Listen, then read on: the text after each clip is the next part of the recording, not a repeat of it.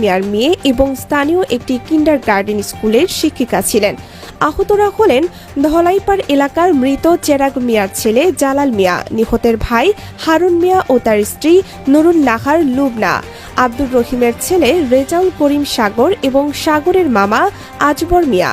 নিহতের পরিবার ও স্থানীয় সূত্রে জানা গেছে, হাসানীগাঁও গ্রামের একটি জমি নিয়ে রোজিনার পরিবারের সঙ্গে প্রতিবেশী আব্দুর রহিমের পরিবারের দীর্ঘদিন ধরে বিরোধ চলছিল। আদালতের নিষেধাজ্ঞা সত্ত্বেও সোমবার সকালে আব্দুর রহিম, তার ছেলে রেজাউল করিম সাগর সহ কয়েকজন দেশীয় অস্ত্র নিয়ে জমিতে গিয়ে ভেকো মেশিন দিয়ে মাটি কাটতে থাকেন। এ সময় রোজিনা বেগমের পরিবারের লোকজন বাধা দিলে দুই পক্ষের মধ্যে সংঘর্ষ বাধে। এতে ধারালো অস্ত্রের আঘাতে রোজিনা বেগম গুরুতর আহত হন। তার আত্মীয় জালাল মিয়ার পায়ের রগ কেটে যায়। অপরদিকে আব্দুর রহিম পক্ষের রেজাউল করিম সাগর ও তার মামা আজবর মিয়াও আহত হন। স্থানীয়রা আহতদের উদ্ধার করে কমলগঞ্জ উপজেলা স্বাস্থ্য কমপ্লেক্সে নিয়ে গেলে কর্তব্যরত চিকিৎসক রোজিনা বেগমকে মৃত ঘোষণা করেন।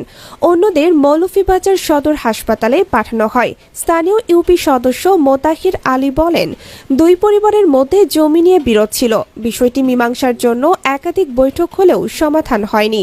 পরে আদালতে মামলা হলে সেখানে নিষেধাজ্ঞা জারি হয়, কিন্তু নিষেধাজ্ঞা উপেক্ষা করে সকালে বিরোধপূর্ণ জমি দখলের চেষ্টা করা হলে সংঘর্ষের ঘটনা ঘটে। কমলগঞ্জ থানার ভারপ্রাপ্ত কর্মকর্তা সৈয়দ ইফতেখার হোসেন জানান, সংঘর্ষের খবর পেয়ে পুলিশ দ্রুত ঘটনাস্থলে পৌঁছায়।